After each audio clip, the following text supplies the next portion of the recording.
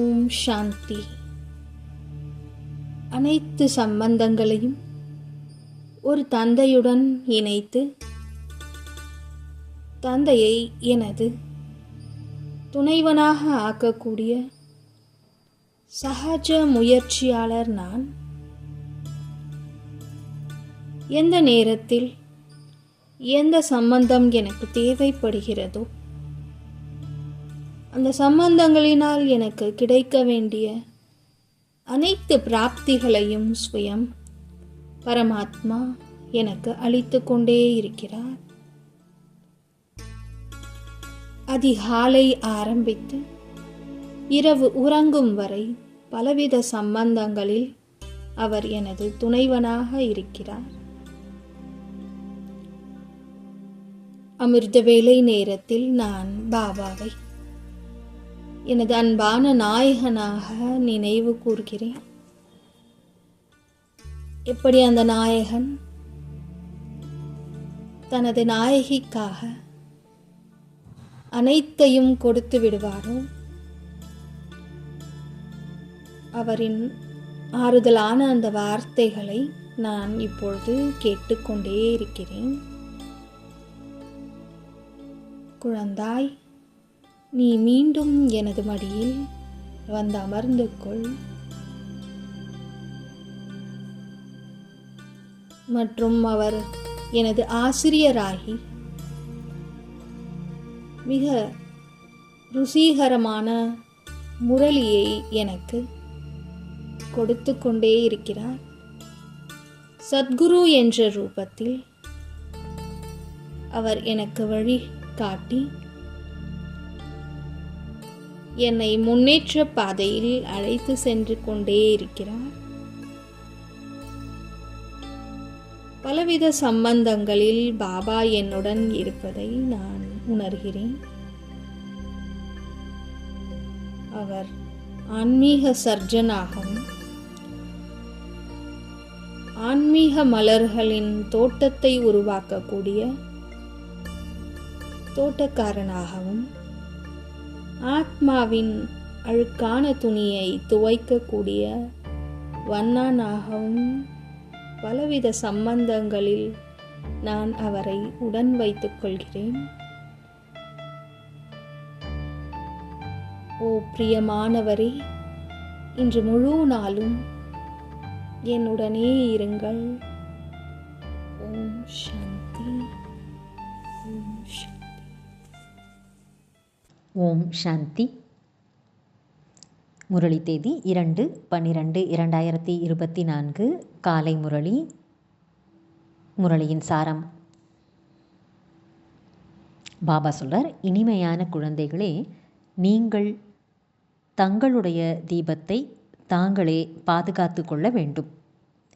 புயல்களிலிருந்து தப்பித்து கொள்ளுவதற்காக ஞானம் மற்றும் யோகத்தின் நெய் அவசியம் வேண்டும். கேள்வி: எத்தகைய முயற்சி மறைமுகமான தந்தையிடமிருந்து மறைமுகமான ஆஸ்தியை பெற்றுத்தருகிறது? பதில்: உள்நோக்கு முகமாக, அதாவது மௌனமாக இருந்து தந்தையை நினைவு செய்தீர்கள் என்றால் மறைமுகமான ஆஸ்தி உங்களுக்கு கிடைத்துவிடும். நினைவில் இருந்தபடியே சரீரம் விடுபட்டு விட்டது என்றால் மிகவும் நல்லது. இதில் எந்த ஒரு கஷ்டமும் கிடையாது. நினைவுடன் கூடவே ஞானம் மற்றும் யோகத்தின் சேவையும் கூட செய்ய வேண்டும். அவ்வாறு செய்ய முடியவில்லை என்றால் கர்மனா சேவை செய்யுங்கள். அநேகம் பேருக்கு சுகம் கொடுத்தீர்கள் என்றால் ஆசீர்வாதம் கிடைக்கும். நடத்தை மற்றும் பேச்சு மிகவும் சாத்வீகமாக நற்பண்புகள் நிறைந்ததாக இருக்க வேண்டும். பாடல்: பலவீனமானவருக்கும் பலவானுக்கும் இடையில் நடக்கும் சண்டை. ஓம் சாந்தி. இது போன்ற பாடலை கேட்கும்போது ஒவ்வொருவரும் தன்னை பற்றி தானே விசார் சாகர் மந்தனம் செய்து கொள்ள வேண்டும். அதாவது ஞான சிந்தனையை செய்து கொள்ள வேண்டும் என்று பாபா புரிய வைத்துள்ளார். மனிதர்கள் இறந்துவிட்டால் 12 நாட்கள் வரை தீபம் ஏற்றி வைக்கிறார்கள் என்பதை குழந்தைகள் அறிவீர்கள். நீங்கள் பின்னர் இறப்பதற்காக ஏற்பாடுகள் செய்து கொண்டிருக்கிறீர்கள். மேலும் தங்களுடைய ஜோதியை புருஷார்த்தம் செய்து தாங்களே ஏற்றிக் கொண்டிருக்கிறீர்கள். புருஷார்த்தம் அதாவது முயற்சி கூட மாலையில் வருபவர்கள்தான் செய்கிறார்கள். பிரஜைகள் இந்த மாலையில் வருவதில்லை. நாம் வெற்றி மாலையில் முதலில் செல்ல வேண்டும் என்ற முயற்சி செய்ய வேண்டும். தீபம் அணைந்து போய்விடும் வகையில் எங்காவது மாயை என்ற பூனை புயல்களை கிளப்பி விக்கர்மங்களை செய்ய வைக்காமல் இருக்க வேண்டும். இப்பொழுது இதில் ஞானம் மற்றும் யோகம் 2 விதமான பலமும் வேண்டும். யோகத்துடன் கூடவே ஞானமும் அவசியம் வேண்டும். ஒவ்வொருவரும் தங்களுடைய தீபத்தை பாதுகாத்து கொள்ள வேண்டும். கடைசி வரையிலும் புருஷார்த்தம் செய்ய வேண்டியே இருக்கிறது. ஓட்டப்பந்தயம் நடந்து கொண்டே இருக்கிறது. எனவே எங்காவது ஜோதியின் தீவிரம் குறைந்துவிடக்கூடாது என்று மிகவும் கவனம் செலுத்த வேண்டும். எனவே யோகம் மற்றும் ஞானத்தின் நெய்யை தினமும் தீபத்தில் ஊற்ற வேண்டி உள்ளது. யோக பலத்தின் வலிமை இல்லை என்றால் பந்தயத்தில் ஓட முடியாது, பின்தங்கி விடுவார்கள். பள்ளிக்கூடத்தில் பாடங்கள் இருக்கும். நாம் இந்த பாடத்தில் கூர்மையாக இல்லை என்று பார்க்கிறார்கள். எனவே அந்த பாடத்தில் அதிகமாக முயற்சி செய்கிறார்கள். இங்கும் அப்படித்தான். ஸ்தூலமான சேவையினுடைய பாடங்கள் கூட மிகவும் நல்லது. நிறைய பேருடைய ஆசீர்வாதம் அதில் கிடைக்கிறது. ஒரு சில குழந்தைகள் ஞானத்தின் சேவையை செய்கிறார்கள். நாளுக்கு நாள் சேவை அதிகமாகிக் கொண்டே இருக்கும். ஒரு முதலாளிக்கு 6 அல்லது 8 கடைகள் கூட சொந்தமாக இருக்கும். எல்லாமே ஒன்று போல நடப்பதில்லை. ஒரு கடையில் குறைவான வாடிக்கையாளர்கள் வருவார்கள், மற்றொன்றில் அதிகமாக இருப்பார்கள். உங்களுக்கு இரவில் கூட நேரம் கிடைக்காது. அப்பேற்பட்ட நாட்களும் கூட வரப்போகிறது. ஞான கடலான தந்தை வந்திருக்கின்றார். அழிவற்ற ஞான ரத்தினங்களால் பையை நிரப்புகிறார் என்று அனைவருக்கும் தெரிய வரப்போகிறது. பிறகு நிறைய குழந்தைகள் வருவார்கள். கேட்கவே வேண்டாம். ஒருவர் மற்றவருக்கு சொல்லுவார்கள் அல்லவா, இங்கு இந்த பொருள் மிகவும் நன்றாகவும் மலிவாகவும் கிடைக்கிறது என்று. இந்த ராஜயோகம் என்ற கல்வி மிகவும் சகஜமானது என்று குழந்தைகளான நீங்களும் அறிவீர்கள். அனைவருக்கும் இந்த ஞான ரத்தினங்களை பற்றி தெரிய வந்துவிடும்போது அவர்கள் இங்கு வந்து கொண்டே இருப்பார்கள். நீங்கள் இந்த ஞானம் மற்றும் யோகத்தின் சேவையை செய்கிறீர்கள். யார் இந்த ஞான யோகத்தின் சேவையை செய்ய முடியவில்லையோ அவர்கள் பிறகு கர்மணா சேவை செய்து மதிப்பெண்களை பெறலாம். அனைவருடைய ஆசீர்வாதமும் கிடைக்கும். ஒருவருக்கொருவர் சுகமளிக்க வேண்டியுள்ளது. இதுவோ மிக மிக மலிவான சுரங்கமாகும். இது அழிவற்ற வைர வைடூரியங்களின் சுரங்கம் ஆகும். 8 ரத்தினங்களின் மாலையை அமைக்கிறார்கள் அல்லவா, அதை பூஜிக்கவும் செய்கிறார்கள். ஆனால் இந்த மாலை யாருடையது என்று யாருக்குமே தெரியாது. நாம் தான் பூஜைக்குரிய நிலையிலிருந்து பூஜாரி ஆகிறோம் என்று குழந்தைகளான நீங்கள் அறிவீர்கள். இது மிகவும் அதிசயமான ஞானம் ஆகும். இதை பற்றி உலகத்தில் யாருக்கும் தெரியாது.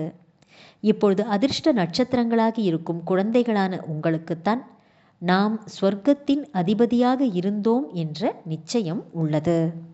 நல்லது. தாரணைக்கான முக்கியமான சாரம்: சத்தோ பிரதானமாக ஆவதற்காக மிக மிக பத்தியத்துடன், அதாவது கட்டுப்பாட்டுடன் நடக்க வேண்டும்.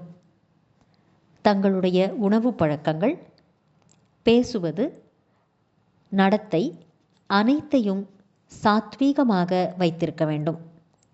தந்தைக்கு சமமாக ரூப் வசந்தாக, அதாவது ஞான யோகத்துடன் கூடியவராக ஆக வேண்டும். 2.